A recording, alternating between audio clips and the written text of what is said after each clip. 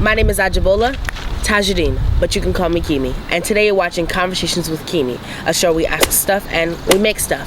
Today, to go with our rock star theme, Bye Bye Birdie, we're going to be decorating rocks. Today's guest is Commander of the American Legion Association, Richard Olson. Hello. Good morning. How did you become a member of the American Legion? It was based on my service in the U.S. Army after high school. And what is the mission of the American Legion Association? Well, there's a few main ones, but basically it's to help and support our veterans and their families. I read that you guys provide youth programs. What do you guys do in those youth programs? That is 100% correct. The American Legion, one of our first programs was the Boy Scouts. We work closely with the Boy Scouts. We sponsor American Legion Boys State. One of our big areas is American Legion Baseball. And we have what they call, going back to Boys State, one of our past presidents attended Boys State. And we just finished Boys State, and we had some guests from the Capitol in Hartford. And what is your job as the commander? As the commander, my title, I am supposed to be working on programs such as what we just named, but I'm more or less ex officio on all committees. I'm the overseer, but I delegate. I do not have to do the actual step-by-step parts, so I just more or less make sure that they get done. What is the funnest part about being in the American Legion? Well, we have our Flag of the Month ceremony once a month, and when we have the cadets show up in their uniforms, it makes me feel so proud that these young people are, dedicating their time, and while they're learning at the high school level, they're also meeting the older veterans, and they're experiencing, I call it hands-on, I call it living history. When you're able to pick up an item, to me, that's living history. So I enjoy working with the youth, which are the leaders of tomorrow. I know our community, and we don't a lot of times take time to thank our veterans or think about our veterans. How can we change that, and what can we do to help our veterans? Well, you are correct. A lot of people just think Veterans Day and Memorial Day is the time to honor and respect our veterans, but actually every day is important to honor and remember our veterans, because we would not have the freedoms we have today if it wasn't for our veterans. What are some social challenges that you face as a veteran? Well, the biggest area is our new veterans coming home. Many of them are female, and we have issues getting them to join our association, because we're able to help them with VA issues, medical, post-traumatic stress. We can defer them to the VA area that can help them. But right now we're experiencing a disconnect between the veterans coming home and getting out of the service versus the old days where it was a little different. When you put in your time in the military branches, that basically pays for your and assists you in any medical issues you have. Like if you come home with a disability, the VA is there to help you, and it's basically a medical system for our veterans, separate from the private side. And what did you do in the service? My MOS, military occupation specialty, I was 81B20 construction draftsman, based on my tech school in drafting for 4 years, working in industry for over 4 or 5 years, full-time in part.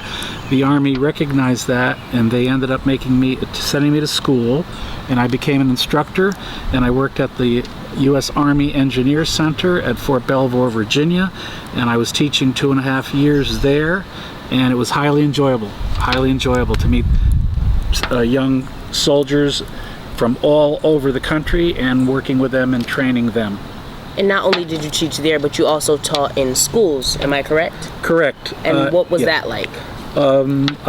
Based on my tech training in drafting, I was hired by the state of Connecticut in 1979 as a drafting instructor, and of course drafting, as you know, left the triangles, T-squares, and compasses, and now it's all AutoCAD. It's all on the computer.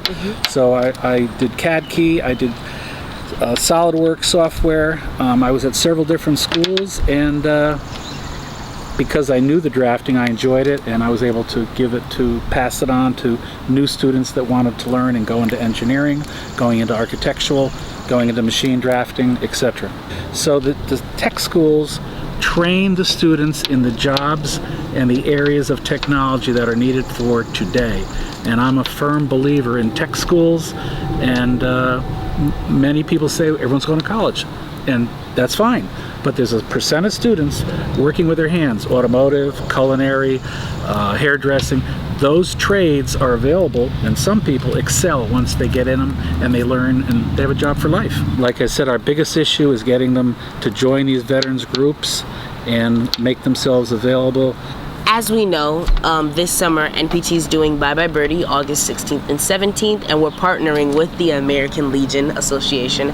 And as a veteran, what are some words of encouragement that you would give to our men and women in the service?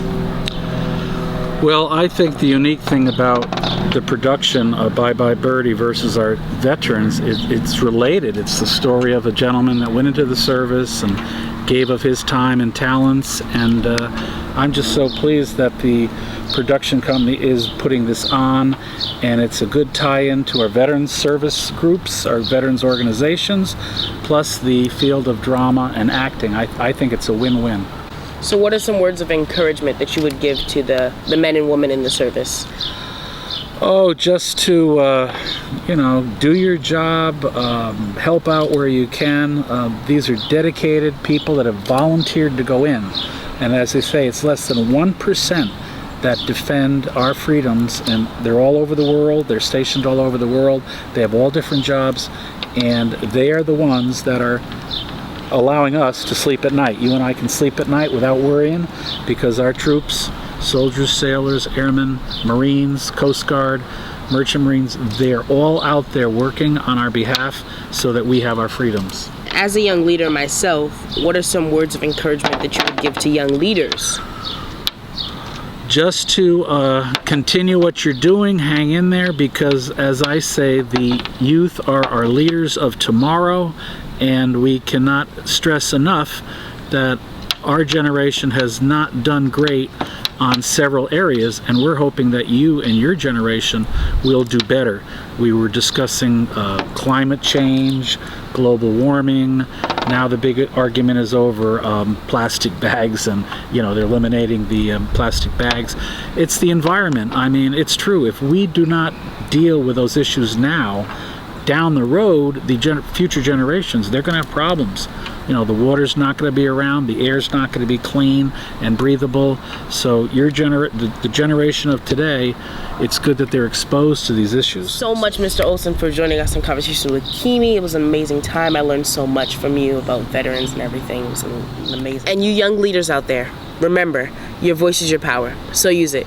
Keeme out. Conversations with Keeme is produced with support from the Department of Economic and Community Development, Connecticut Office of the Arts, which also receives support from the National Endowment for the Arts, a federal agency.